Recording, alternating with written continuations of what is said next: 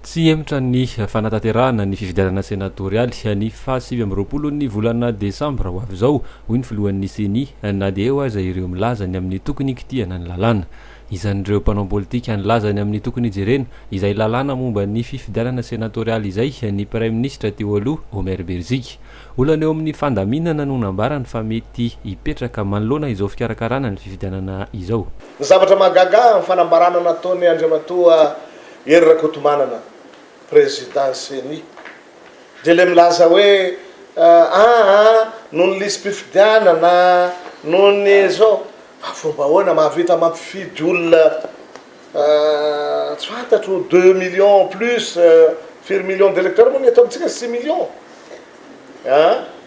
namoatra noho izany ary mahavita an'izany tsy havita olona azo lazaina hoe firy roa alina.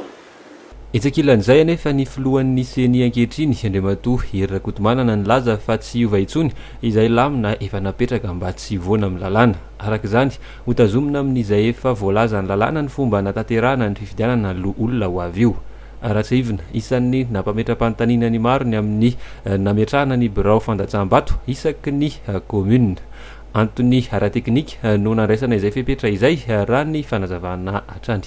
Tsy afaka miverina amin'ny fanapahan-kevitra io intsony ny senia satria lasa bouleversé le chronogramme le tetiandro izay natao raha vao ohatra ka miverina amin'io fanapahan-kevitra io zay zany. Liste anankiray mi-appeler bureau de vote anankiray zany hoe teknika zany le izy zay tsy afaka ny hiala amin'ny zavatra zay lazain'ny lalàna fa misy lalana natoron'ny lalàna ahafahanay mi-établir an'izay liste électorale zay dia izay ny mahatonga ny hoe isaky ny commune dia manana bureau de vote izy fa ny fifidianana dia hitranga au niveau any district. Miantso ny rehetra ho tony arak'izany ny filohan'ny seni manoloana izay hevitra maro ny famaofao izay mba hisorohana izay mety hokorotana amin'ny fanatanterahana ny fifidianana olona.